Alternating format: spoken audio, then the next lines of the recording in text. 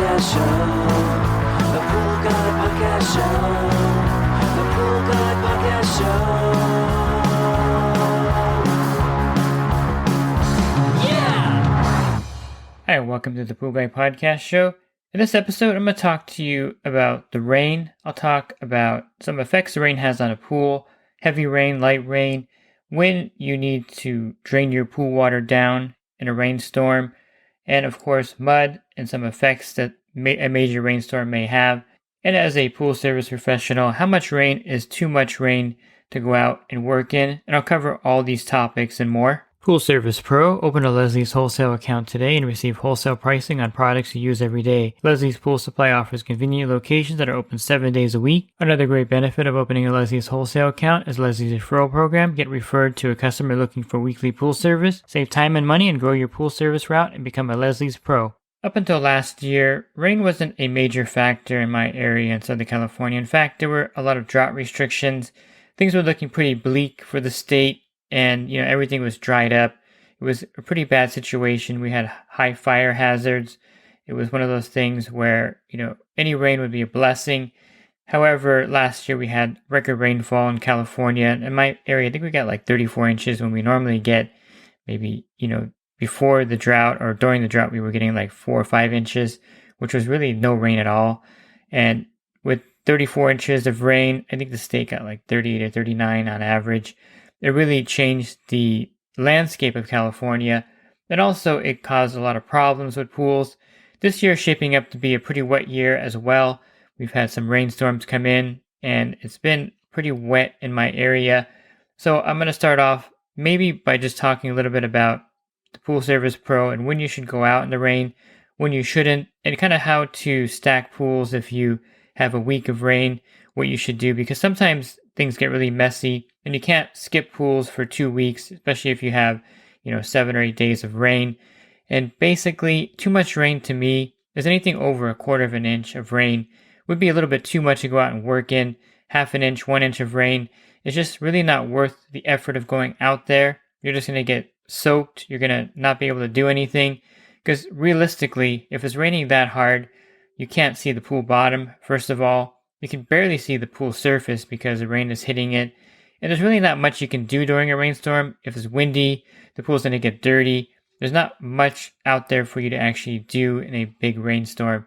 So 1/2 inch to 2 inches of rain, to me, would be too much rain to work in, especially if the whole day is predicted to be rainy. Now, would you go out later in the day to do pools? Let's say that the rain stops at 1 o'clock. It's really hard to do your route later in the day because you can't do the full route. So which pools do you pick and choose? I suppose you can pick the pools that you would think would be the most problematic during the rainstorm. But to me, it's just a day off that day. It's a rain day off and it's a weather-related day off and you can't do much. It's also very dangerous to go out in the rain. Here in California, in Los Angeles, people don't slow down in the rain. They drive as if it was sunny because they're not really used to driving in the rain. Actually, last year, we probably should have been used to it, but we're not. And so there's a ton of accidents. I think there's, according to the news, there's about 6 times as many accidents on a rainy day as there are on a regular day. So you're risking your life to go out there to really do nothing at the pool. You just stand there and kind of stare at it. I mean, you can maybe skim it, but the rain's falling, you're getting soaked. Now, when I say 1/4 of an inch of rain, to me, that's more like a drizzle in California. 1/4 inch of rain for the whole day is kind of steady, but it's not really more than a mist or a drizzle. You can probably see the bottom somewhat. You're not going to be vacuuming anyway in most cases. I think as a rule, you don't want to drop your vacuum system into a pool or a vacuum if you can't see the bottom because you're just not going to do a good job anyway. And you may vacuum up something that could damage your system. This happens a lot when you're using your Riptide or bottom feeder in a green pool cleanup. They have a green pool bag. A lot of guys like to use it.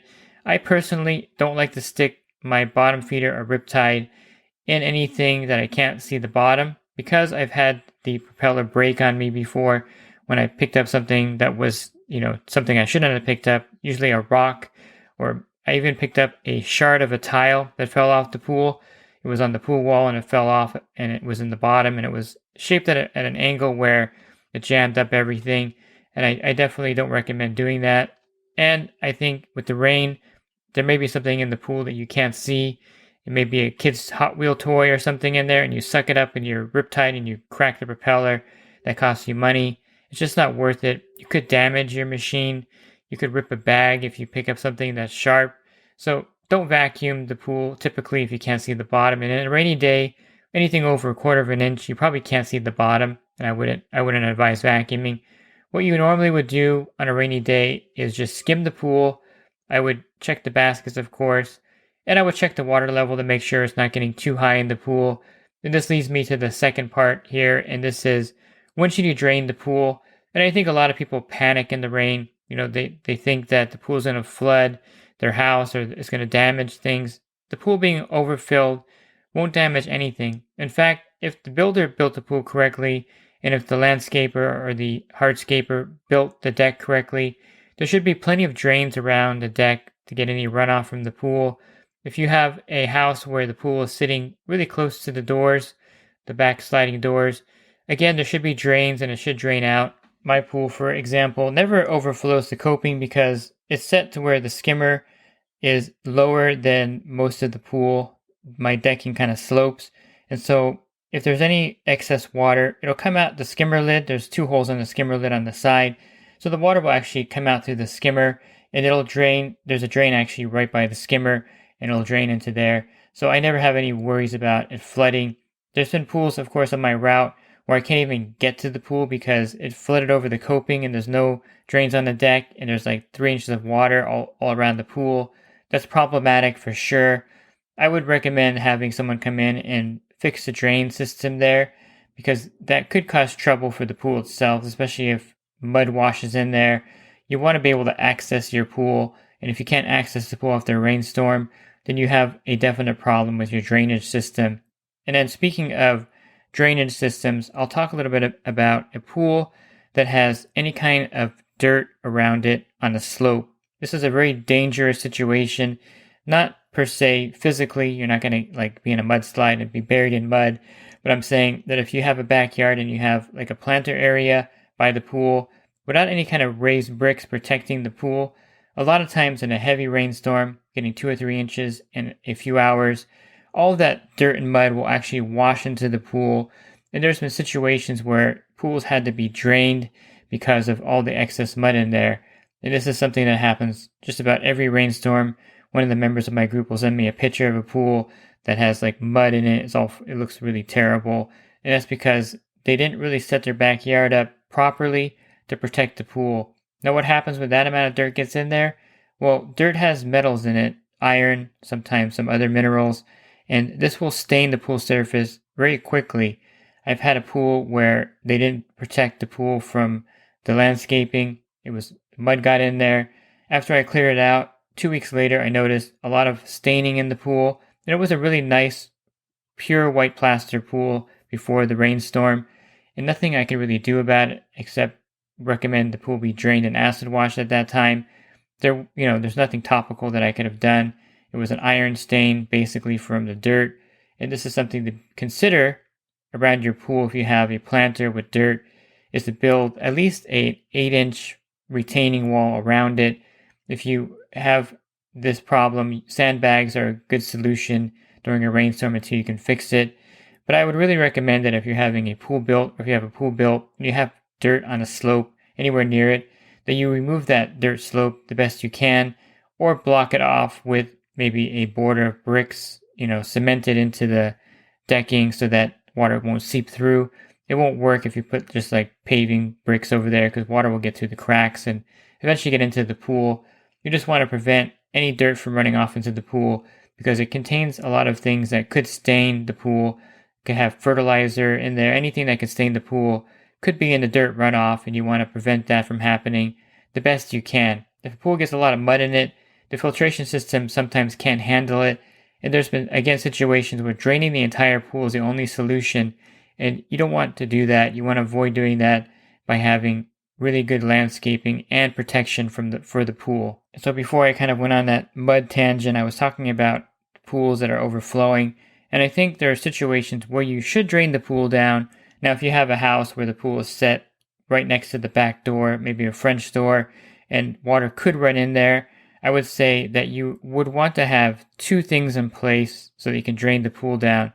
Now, as the pool service professional, if a customer calls you to drain a pool, sometimes you'll have to go out there and do that. I really try to teach my customers that I don't go back out in the rain, especially to drain their pool, that they should have these two things in place and they should drain their pool themselves. It's better anyway, because what if the rainstorm's at 11 o'clock at night? You're not going to go out there and drain the pool for the customer. And it's really not something that you should be doing. Now, you have to charge them a service call, of course, for doing that. Whatever your normal service call is, $85 or $95 to go out there and drain the pool down. But this is something the customer should handle. And so you should know the pools on your route. What I would suggest in the summertime is to kind of scope out and scan the pools on your route and see which pools in the winter are going to be a problem with heavy rain. If you have a pool with, again, French doors exiting and the pool is level with the house, or the pool is above the house, there's some steps that the water could potentially run off and there's no drain, then I would say this is a good candidate to talk to the customer about ways they can drain their pool in a heavy rainstorm. The first way, and this is probably the easiest one, there usually is a hose spigot or hose bib on the equipment. They have this on there when they pressure test everything, and builders will leave this on there. It should be above the pump or near the pump. And basically, if you turn on the equipment, attach a garden hose to that spigot and turn it on, it'll actually drain the pool as the pool is running. So that's one way you can drain a pool down, and it's probably the most effective. I think 90% of the pools on my route here in California have the hose spigot, so I can drain the water with a garden hose. It's a good idea to have a garden hose connected all winter long so the customer can turn it on and drain it. I wouldn't recommend just opening it by the equipment. You may run into a problem where the equipment pad gets flooded. So have a garden hose and have it going to a drain or to the grass area of the house, and tell the customer how, or explain to the customer how this works. In fact, demonstrate it to them in the summertime. I would turn on the pump, show them how to turn the pump on with an automated system panel or it's a time clock. And then I would show them how to open up the hose spigot, which is really easy, just like a regular hose bib. You just turn it on, and then you show them where the water is going, and let them know that if they do fear that water is going to get into their house or cause problems in their yard, to go out there and turn on the pump and go ahead and open up that and drain some water out. So that's the easiest way, and it's usually pretty accessible. I don't recommend using the backwash valve to drain a pool. It's not really designed for that. You can in a pinch if it's an emergency, but I think you're going to damage the grids, because what happens when you backwash it, the water flow is reversed and the grids kind of puff out. And this long term, it shouldn't be more than 2 or 3 minutes maximum in a backwash. And if you have it draining for an hour, an hour probably is excessive because a lot of water comes out. But even for 10 or 15 minutes, I would say that could cause some damage. Now, if you have a sand filter, if you have a D filter with a multi-port valve, certainly you can put it in waste mode and drain the pool down. It's not going to affect the grids. It won't affect the sand filter. And a lot of people do this. They'll have their sand filter or D filter with a multi-port valve, and they'll put it in waste mode, and that's perfectly fine. I would recommend doing that. You can drain a pool down pretty rapidly in waste mode, and it's probably more effective than the hose spigot method. And then, of course, the third method, I think I mentioned two at the beginning, but I forgot to mention the waste mode in that. And I think the third method would be a sump pump or a submersible pump. And you can get any sump pump. They're all pretty good. You can get the larger ones where you can connect a regular pool hose to them. But I think for the homeowner, the easiest one to get is a small one where they can connect the garden hose to it. So you take the submersible pump and you would put it on the first step, or instruct the customer. Again, show them this in the summertime so they know how to do this if they don't have a hose spigot or a backwash valve with a waste mode. You want to show them how to use a submersible pump. And you want to get one with a long enough cord where you can plug it in somewhere without an extension cord. Sometimes you would have to order one with a 25-foot cord or a 20-foot cord, but you want to be able to reach the point where they can plug it in without it getting wet. This is kind of an important factor, because if they use an extension cord and put it on the ground, it's going to get wet and it's going to turn off that GFCI more than likely.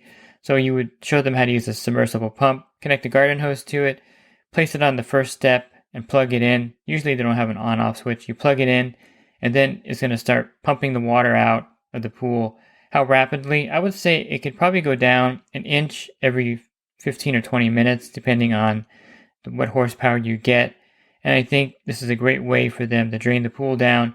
Again, you don't want them calling you at, 6 in the evening saying, hey, my pool's overflowing. I need you to come drain it. You want to have all this in place so that they can do it themselves. Now, on rare occasions, I will go out and drain a customer's pool down.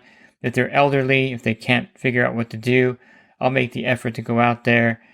A lot of times I tell them, to send me a photo so that I can see if it is an emergency or not. This is like one of the things in modern technology you can use, or a video. And sometimes I'll be like, this is not a problem. I'm not going to come drain it because there's really no harm. The water is actually just pooling up in that area. It's not going to get to your house. Don't worry about it. A lot of times they panic. And so you want to make sure that you're not running around or running to a customer's house if it's not an emergency situation. So what effect is the rain having on the pool chemistry? It really depends on the time of year that it's raining. If you are in an area where the outside temperature and the water temperature is elevated, like monsoons, or in Florida where you're getting rain in the summertime, if the pool water temperature is in the 70s, this will have much more of an effect on the pool than if you're in California, it's 40 degrees out, the pool water is in the 40s or 50s already. It's not going to have much effect on the chemistry. Because as you know, in cold water, the chlorine holds really well. The rain will dilute it, of course. Of course, if mud gets in there, it's a whole different situation. And the rain is a little bit acidic here, so it's not you don't have to worry about the pH or anything. And I think the chlorine should hold if you have your pools at 3 or 5 parts per million in the wintertime. It's not going to be a major issue. And even if the pool does run out of chlorine in the wintertime here, the water temperature is so cold that algae won't form or grow in it. Now, of course, this doesn't apply to the rainstorms in the summertime. The algae can bloom very rapidly if the chlorine zeroes out. So a lot of times before a major rainstorm is coming in, and if you suspect that the water temperature is in range where it could be a problem, I'm not opposed to shocking the pool ahead of time, adding more chlorine to it. If the rainstorm misses, well, then you just add chlorine and it wasn't necessary, but it won't harm the pool in any way. It's probably better to be proactive. And so if you're looking at the long-term forecast and you see the rain is going to be pretty big, 3 or 4 days of rain, and the pool you suspect is not going to make it for that time without having problems being cloudy or getting algae, I would definitely shock that pool. But I wouldn't say that you have to do that to every pool on your route. This is kind of like an outlier situation where certain pools are going to be more affected by the rain. You'll know your route. You'll know these pools that get affected. Even here in the wintertime, I have a handful of pools that I know are going to be affected by the rainstorm just by where they're located and the fact they have really poor drainage. Those pools all have extra chemicals in them to avoid any kind of problems because I know from previous rainstorms how they look. And so you'll know from experience on your route which pools are going to turn a little bit during a rainstorm, which pools won't.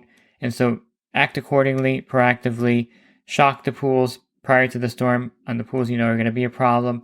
And I would leave the other ones alone and not really worry about them. Most pools in my area are not affected by the rainstorm, except, of course, debris gets in there and they get really messy with dirt and leaves. The first rainstorm is always the worst, by the way, in your area because all the dirt in the trees or all the dirt on the deck will wash into the pool. And you'll notice that like the first couple rainstorms, the pools look really bad.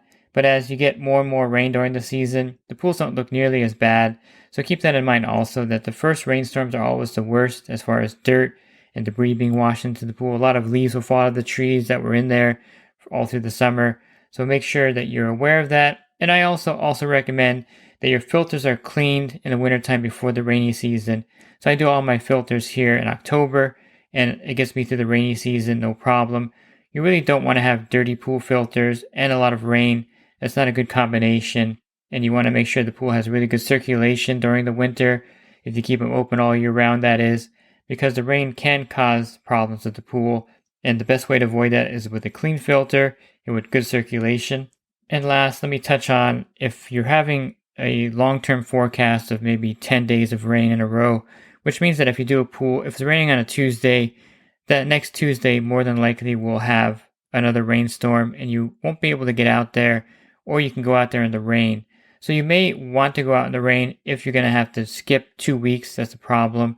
And if you do go out in the rain, you want to have the good rain gear. I like the Frog Togs. They're a really nice rain suit. They have the pants, they have the top, and I would wear rainproof boots. The rubber boots would be a good option.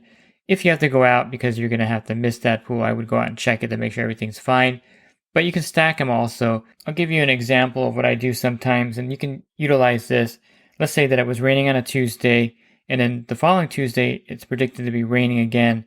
But that same week, it wasn't raining on Thursday. So you went out on your Thursday pools, no problem. And I would say that it's perfectly fine that the following week, instead of going out on that Tuesday in the rain, if it's like an inch or two of rain, that's kind of dangerous. I would just do those Tuesday pools on a Thursday and skip the Thursday pools that week. So again, it's raining on a Tuesday. You went out on Thursday, it was sunny. You did the Thursday pools. It's not predicted to rain the following Thursday, but it's predicted to rain the following Tuesday. I would just skip the Thursday pools that week and do the Tuesday pools on that day, if that makes sense. And that's one way to avoid having to go out in the rain if you're having a lot of rain predicted. Now, if you have like 14 days of rain predicted, it's really hard not to go out when it's raining because, again, you don't want to skip the pools for that long of a period of time. Anything can happen, and you definitely want to check the chemistry and check up on the pool to make sure there's nothing weird happening, something stuck in the skimmer, or maybe it's shorted out. There's some things that can happen in really heavy rainstorms. But be careful also, and I'll leave this as a last caution. If they are predicting thunder and lightning, you just don't want to go out in a lightning storm. I've had accounts, and this is true, where the front yard, the tree was split by lightning. I was thinking, wow, if I was there that day, maybe I would have got hit by lightning. And then I've had a pool where the equipment pad actually got struck by lightning. They had this timer, and they had the conduit going up to the roof and over, and it was kind of a weird setup. But I think at that high point, the lightning hit the electrical, and it shorted out everything. Everything got fried. I mean, all the circuit breaker got fried, the sub panel, and the pool equipment, of course, wouldn't turn on. But if I was standing there when that happened, I probably would have got fried as well. So don't think that thunder and lightning are no big deal. You're actually carrying a lightning rod in your hand if you're using an aluminum pole, and it's very dangerous. Even a carbon fiber pole is not lightning proof, I don't think. So you definitely don't want to go out when it's thunder and lightning. Just avoid going out those days. And the customers will understand for safety reasons that you're not going out that day. If you're looking for other podcasts that I've recorded, you can find those on my website at swimmingpoollearning.com. Click on the podcast icon. That'll take you to a drop-down menu of other podcasts I've recorded. And if you're interested in the coaching program that I offer, you can learn more at poolguidecoaching.com. Thanks for listening to this podcast. Have a great rest of your week. God bless. Real quick, if you're not using pool service software, try Skimmer free for 30 days at getskimmer.com/poolguy. Again, that's getskimmer.com/poolguy.